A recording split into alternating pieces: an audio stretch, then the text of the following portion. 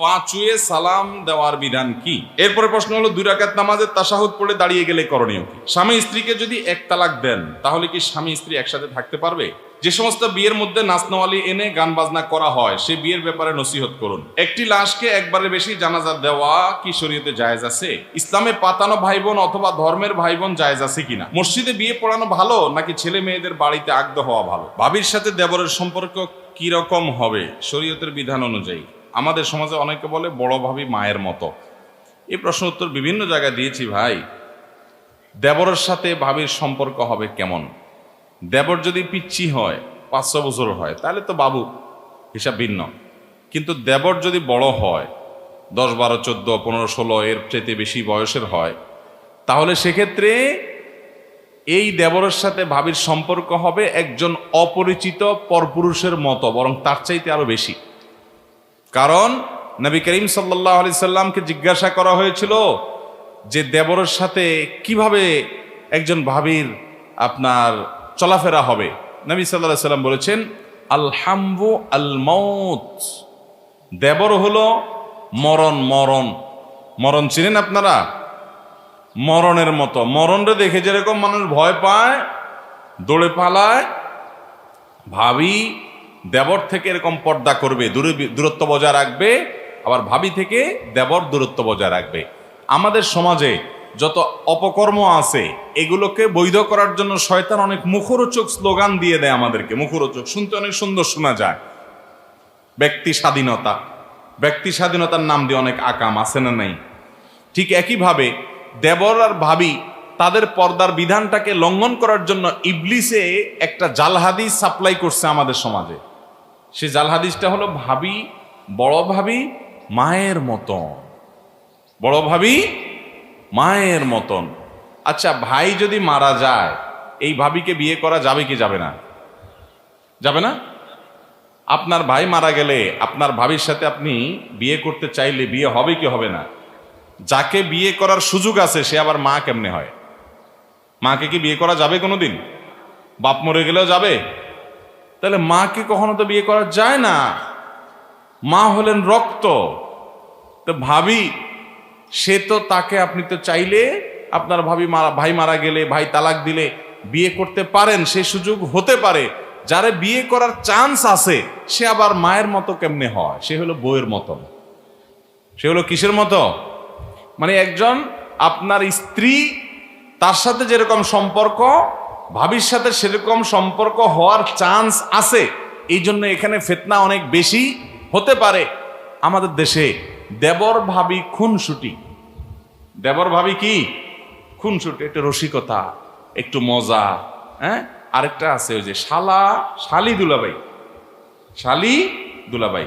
এগুলো আমাদের সমাজের শরীয়তে জায়েজ। সমাজের শরীয়ত বুঝেন কি?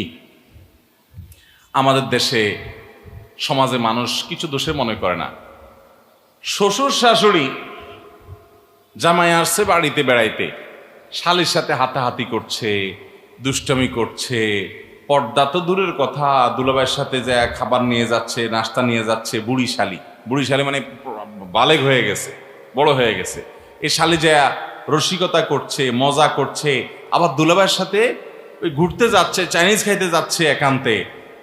শ্বশুর শাশুড়ি বুড়াবুড়ি এগুলোর কিচ্ছু মনে করে না, মনে করে যে আরে দেবর শালি আর দুলাভাই একটুকু সম্পর্ক হয়।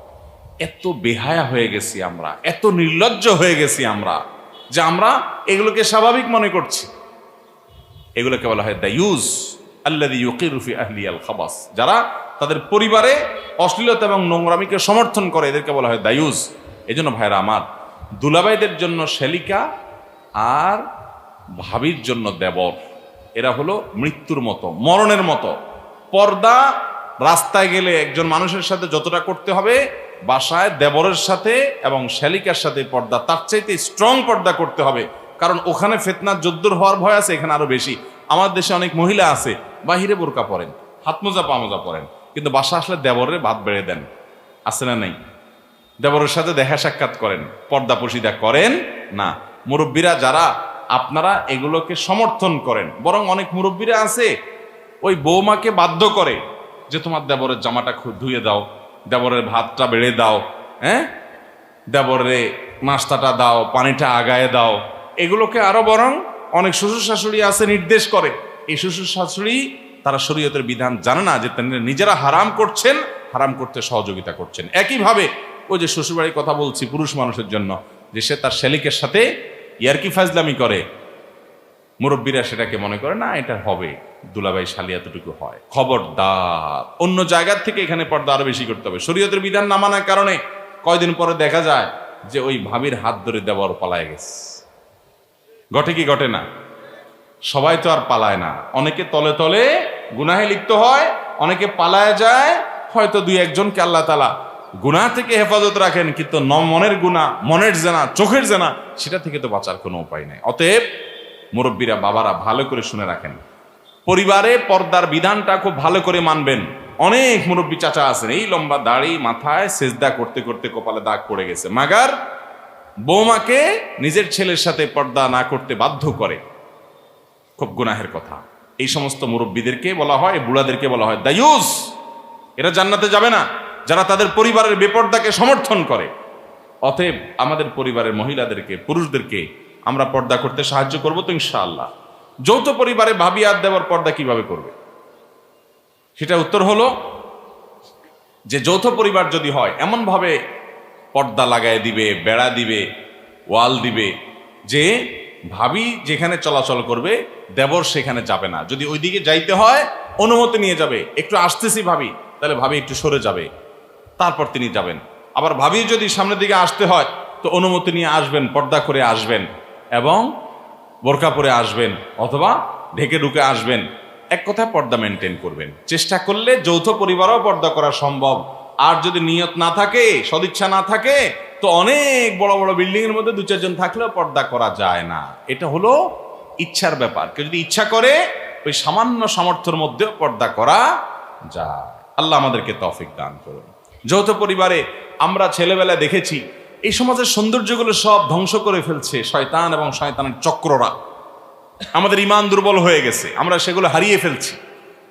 দেখা যেত যে কয়েকটা ঘর আছে বা একটা ঘরে যৌথ পরিবারে ভাবি আছে, বোন আছে, মাহরাম, গায়রে মাহরাম অনেকে আছেন। তো সেখানে পুরুষরা বাহির থেকে আসলে গলা পরিষ্কার করে সালাম দিয়ে আসতো, আসসালামু আলাইকুম। এরপরে গলা পরিষ্কার করত, আওয়াজ দিত, যে আওয়াজ দেখে মহিলারা সাইড হয়ে যেত, বুঝতো যে একজন গায়রে মাহরাম পুরুষ আছে। এখন আছে এগুলা? পারলে আরো সামনে বসে বসে আড্ডা মারে, এবং ওই আড্ডা মারার পরিণতিও ভোগ করছে। ঘরে ঘরে জেনা, ঘরে ঘরে সংসারে অশান্তি, সংসার ভেঙে যাচ্ছে, পরকিয়া হচ্ছে, ভুল বোঝাবুঝি হচ্ছে। পরকিয়ার যে মহামারী গোটা সমাজে ছেয়ে গেছে, এর একমাত্র কারণ হলো বেপরদিগি, আর কিচ্ছু না। আল্লাহ তাআলা আমাদেরকে বেঁচে থাকার তৌফিক দান করুন।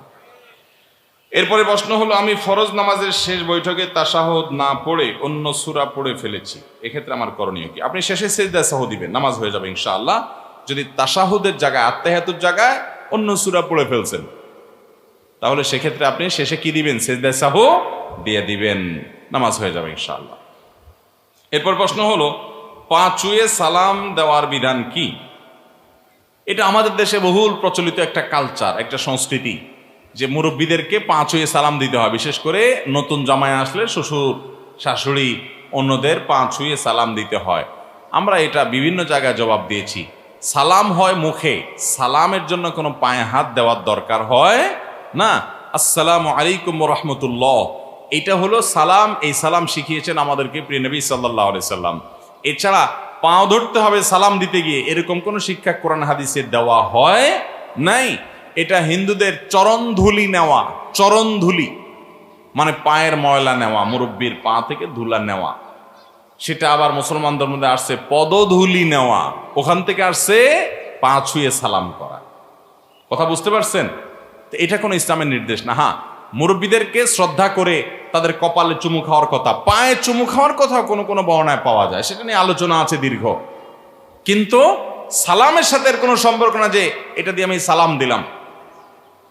মুশকিল হলো নতুন ছেলেরা বিয়ে করার পর যদি শ্বশুরদের পা ছুঁয়ে সালাম না দেয়, শ্বশুরা মনে করে বেয়াদ্দব ছেলে, মনে করে কি করে না। এটা যেহেতু বুঝে না শ্বশুররা, এই জন্য তাদেরকে শ্রদ্ধা সেভাবে করতে হবে। তাদের সামনে কাচুমুচু করবেন, হ্যাঁ, মুস্কি হেসে কথা বলবেন, সবকিছু আগায় জোগায় দিবেন। আপনার আচার আচরণ থেকে উনি বুঝে নিবে যে না, ওর মধ্যে আদবের কোনো কমতি নাই, এবং বুঝাই দিবেন যে 5 সালাম কেন করছেন না। ডাইরেক্ট বলতে পারছেন না, আরেকজনকে দিয়ে বুঝাই দিবেন, কিন্তু আপনার আচার আচরণ দিয়ে আপনি পোষায় দিবেন যে আপনার ভদ্রতার কোনো কমতি